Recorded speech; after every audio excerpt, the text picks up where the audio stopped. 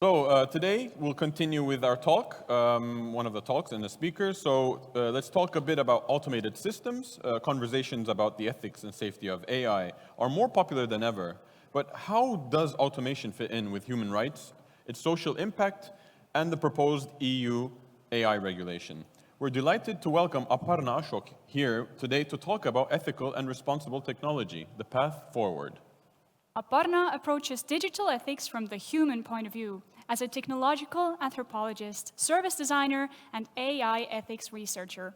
She takes difficult digital ethics issues and makes them practical for a wide range of audiences, whether it's a 100-person ethics sprint workshop or engaging with the public sector stakeholders in the UK government. So don't forget, if you're watching us on WUD stage, please use the Q&A section to leave your comments and questions to the speaker. Give it up for Aparna Ashok.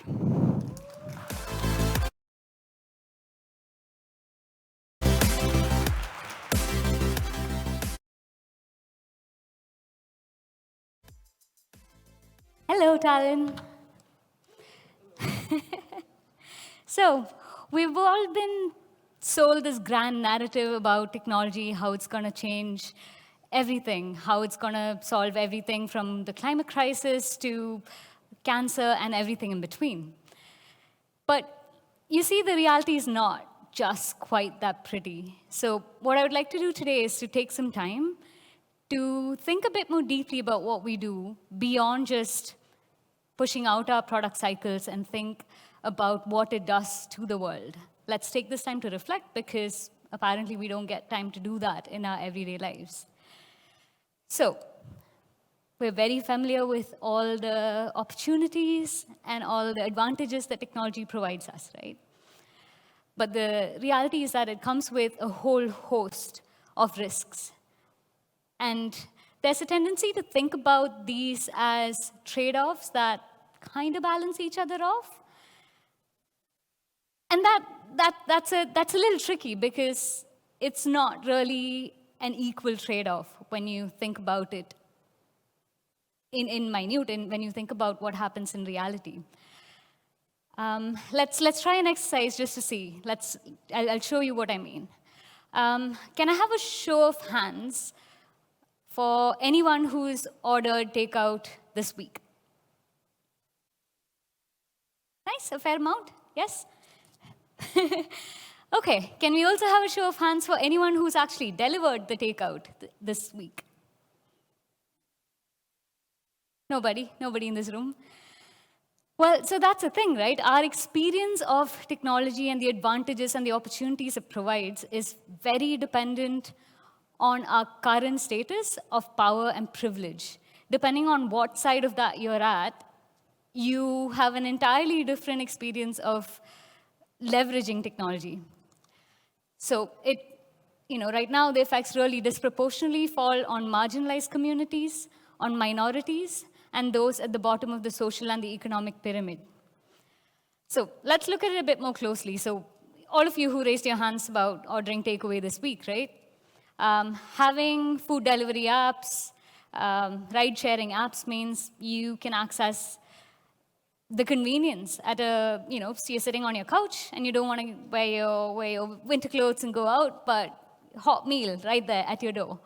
And we've also experienced this all through the last 2 years, where it was a privilege to stay indoors and work and get paid for it, when we were afforded that opportunity only because there were so many others out there helping us stay indoors. So that means with each new big breakthrough, we get to experience AR, VR, so many new cool things. And we experience that a lot more, but not so much the risks. However, can you put yourself in the shoes of the person who is delivering the takeaway for you, or someone who's driving any of these ride-sharing sort of cars, right? The initial value proposition for them was that, hey, you can make an extra income. This is an opportunity for you to increase your means of livelihood. But what happens in a couple of years? The powers of demand and supply are pitted against them. And now they only get paid, barely minimum wages, and only for the active hours when they have rides. So these advantages are not experienced equally.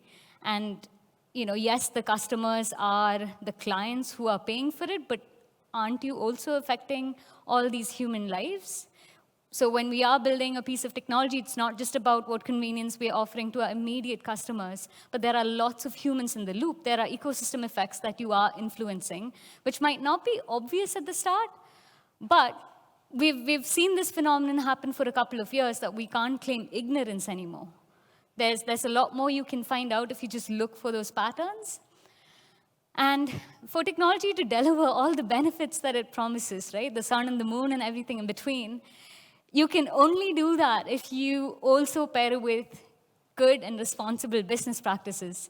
It's not enough to make shiny, convenient technology anymore.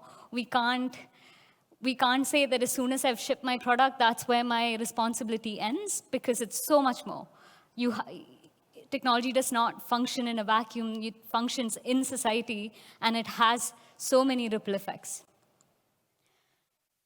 And for that, we need to look at our current success metrics as well. Are engagement ratios enough?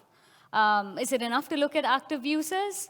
Or is there more? What happens after the product goes live? What happens to the number of jobs displaced because of that? Or let's say you put out you have a CRM company, right? Are your clients using that to monitor their employees, or are they embracing that CRM platform to improve the well-being of their employees? That's something you have to think about as well. Maybe we're not used to thinking about it, but we are humans designing for other humans. Technology is not going to be solving our problems. All of you who are every day building products will. And these are not coming out of a vacuum, right? So industry has been functioning a certain way, but there's always been nonprofit organizations, civil society organizations, and academia who's been looking at it. This is a map from 2019. Stanford mapped all the different AI ethics and governance initiatives around the world. So more than industry, there are many civil society organizations and academic organizations that have been looking at how to make technology more ethical, because they could see the effects on ground. And that conversation is picking up slowly. Thankfully, it's not just 500 organizations anymore. There's probably at least like 10 times as many, thankfully.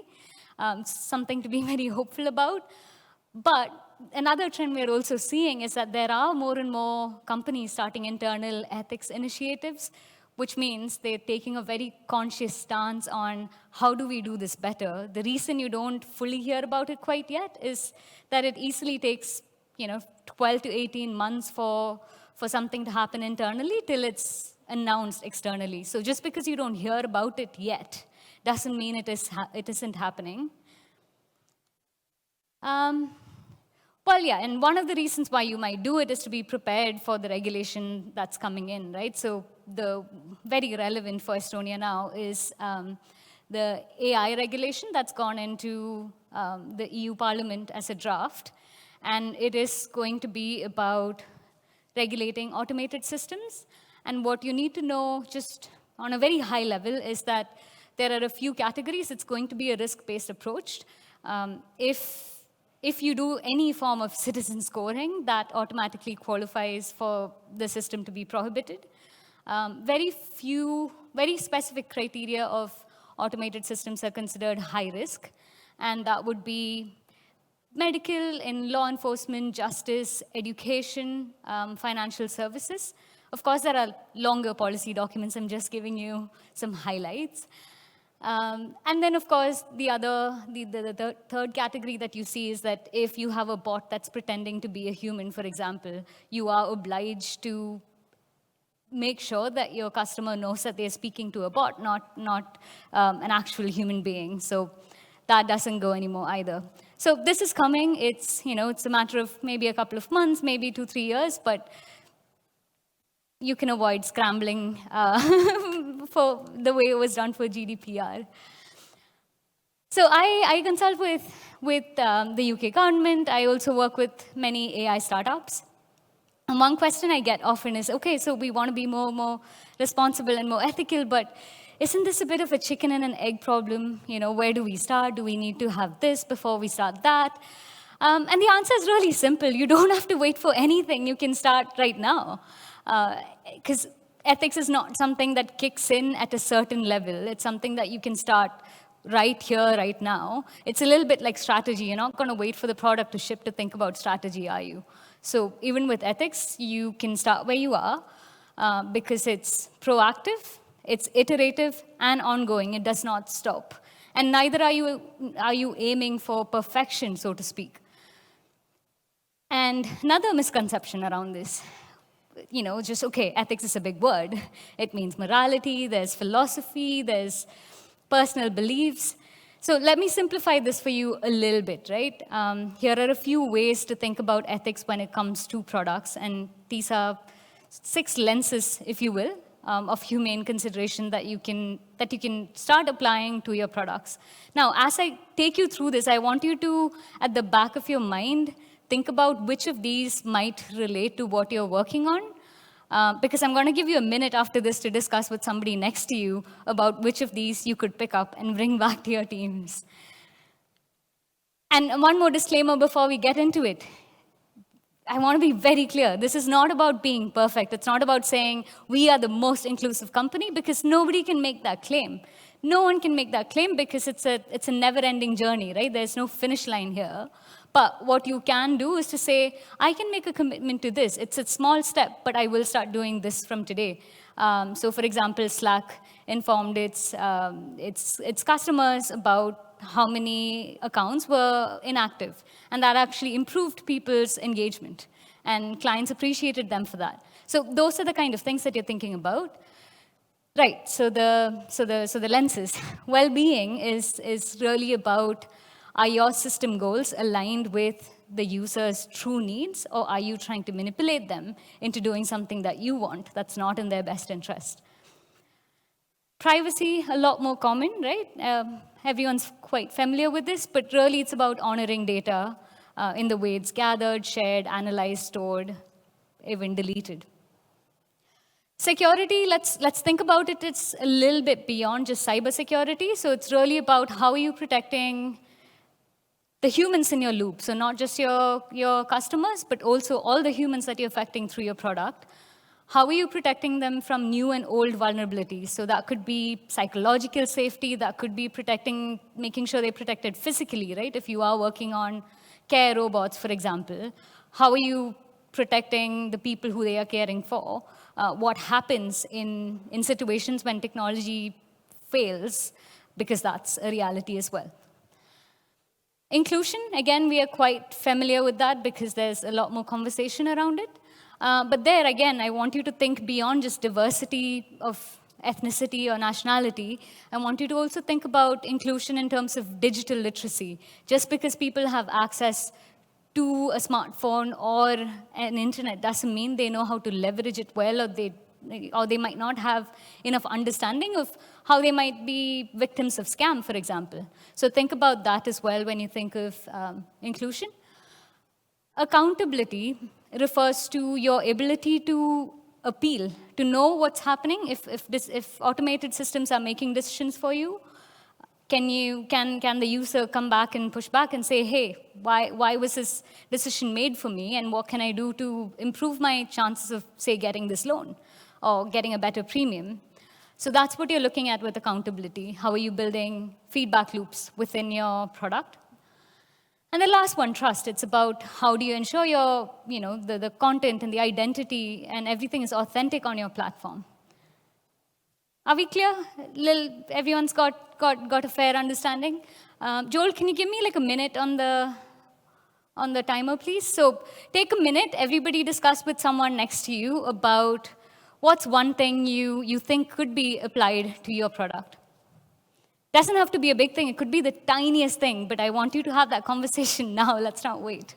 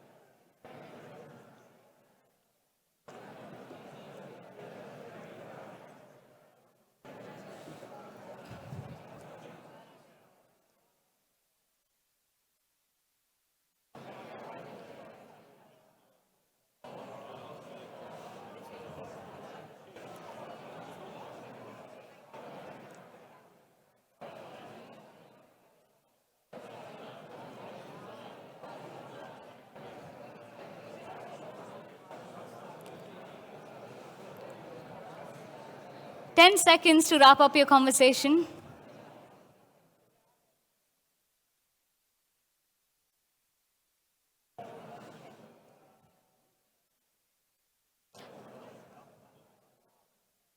You could join with them.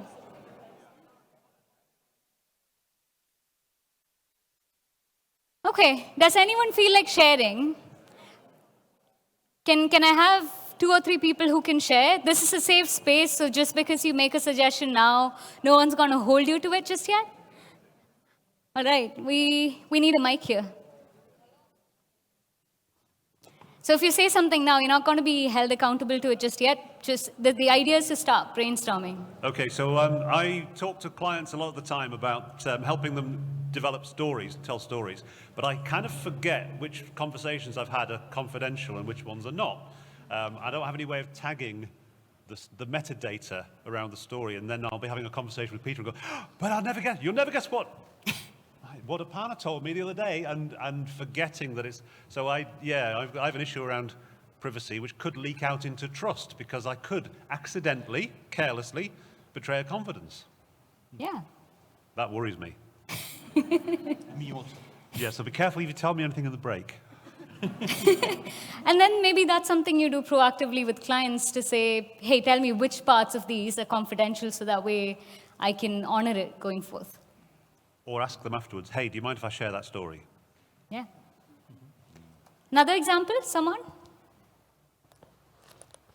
Don't be shy. I'm going to pick people out. Helga. Yeah. Nice catch. Well, the thing is, we have like those amazing projects. Thank you if we have customers here. The problem is that we rely a lot on research, but there is no moment that we say like, okay, stop. Let's consider, do we actually consider all of those? Because research is kind of random sometimes. You get what you get, but you don't know if you have all, and you never will know, right? So you have to have this moment and see, okay, have we considered, for example, inclusion here? Do we have something that actually will happen in the future that we didn't thought about that? So I think it would be a good idea to have this in the process somewhere, this stop moment. Thank you. All right, if we have another enthusiastic person who wants to share, we have time for one more. Okay, moving on. But keep it in your mind, this is not over yet. So the big question is where do you start, right? This feels like a huge beast. It's complex, it's long, it's multifaceted. But it's actually really simple. It starts with you. It starts with you. It starts with you today. And you've already taken the first step by just having an initial brainstorm. And that's a very good place to start. And I'll tell you why. Because, when you think of each person as an individual entity, we all have many spheres of influence. And that's how we exert our power and our agency in life, right? So you could have just started on your technology journey, had your first job, or you're an intern. Or you're a seasoned leader. Irrespective of that, you are a human being walking the face of the planet. You can exercise your influence with your voice, with your thoughts, with what values you choose to live. And those are great places to start. And, when you think about it as an interpersonal influence, you vote with your money, you vote with your time. So there are ways you can start putting in effort where it counts. This I really want to highlight, your professional influence, because everybody here today is here because you are somehow or the other interested in technology. And that is very powerful because what you do day in and out influences many lives on an everyday basis, right? If you have 1,000 customers, that's 1,000 times at least 5 is your influence to start off. So it's likely to be a lot more. And please do not underestimate that. We might think of it as, okay, I did my work, I sent out my Miro board, I finished my emails, but it's not just that. There is somebody else at the end of it. There are multiple somebodies at the end of it who are experiencing your decisions and the repercussions of it. And why should you really care, about the ultimate ethical and the social implications of it? Because we want to avoid that moment. That's the father of the atom bomb, Oppenheimer. And let's not get to the moment of reckoning that he had, right? Because it's very famously said that when he saw the mushroom cloud for the first time, that's when he realized the weight of what he had created, and he spent the rest of his life trying to mitigate those risks, trying to put in safeguards. Not that anybody in this room is necessarily building a digital equivalent of an atom bomb, but the tricky thing is you don't know if you are doing that, purely because you don't know if what you're creating would be misused in the future by a maleficent agent either. So you can have the best intentions and still have unintended consequences. But what is not excusable is to call them unknown risks anymore, because we have easily 10, 15 years of evidence of what goes wrong. So there are quite a lot that you can predict already, that you can educate yourself on, and it's not something we are taught to do in school. But this in technology, you're always learning. You're learning as you go, so please start looking for this as well. And one more reason why you should care about this now, because you don't know which part of the algorithm or which side of the algorithm you're going to end up on. You might actually have some control on what you are working on, but at any point of time, there's about 10 other algorithms at least that's targeting you. So today you might be privileged, you might be earning well, you've got all the right statistics to be in power, but what when you stop working? What happens later? What if you're out of a job at some point? What if you're experiencing some other difficulty? You don't know when an algorithm is going to work against you. And if nothing else, that should be reason enough for you to start pushing for better standards, for everybody in technology to think deeply and widely about what they're putting out into the world. So that's individual. Now let's just quickly move on to organization, right? There's so much you can do as an organization. And you could also think, okay, but I'm just doing this. How is this harmful? And maybe you just can't see the harm yet. And maybe it might not be very highly detrimental or risky, but it's worth investigating because you don't know what you haven't looked for. Because these human impact stories, you won't see it till you've looked for. And once a huge scandal happens or once a lot of damage has been done, you can probably fix it for later, but you can't actually go back and repair the damage that has already been done. So it's important to very actively be looking for it. It's very important to be proactive. And so again, don't get confused. You're not, again, aiming for perfection. What you can do as an organization is really try to articulate what your values are, right? What are your values when it comes to lives and livelihoods, not just we will put out this product, we will have so many clients, here are our growth plans. That's great. Have your business bottom line, but also think about what do you want to offer to society. And then investigate, come up with a nuanced understanding of harms that happen as a result of your product. And there always is. There's no product without a harm. And you can't solve it for everyone either, but it's good to be mindful about what is going on so that way it doesn't catch you off guard. And once you have a nuanced understanding of your risks and advantages, then you start defining the success metrics, something that aligns your business goals and your values. And it's not as hard as it sounds. It's not always one or the other. Sometimes, say, Twitter took a stance around the US elections to refuse to do any political ads.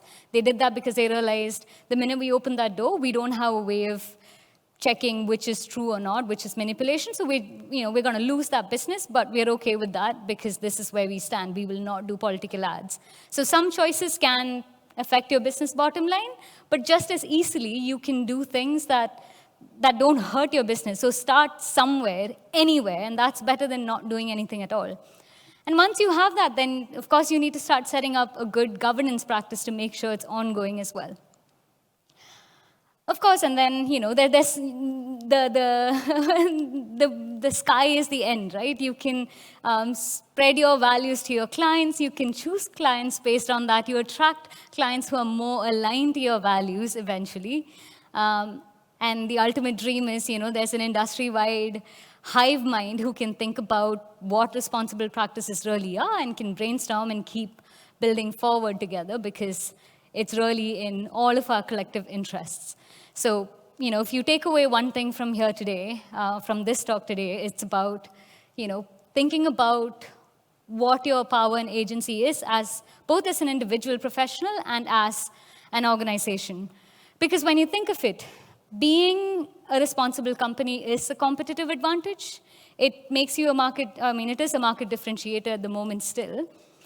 It makes you more ready for regulation, which is most definitely coming, as I've taken you through. It attracts better talent and retains them for longer, because people are more conscious about what they're doing, and that level of consciousness is only increasing because we're curious and we have access to information now. And also, it improves your trust and growth, both with customers and also with investors, because investors are starting to examine this. They are starting to ask the difficult question of, where is this really headed? What is this future? Is that a future that we want to be in as well?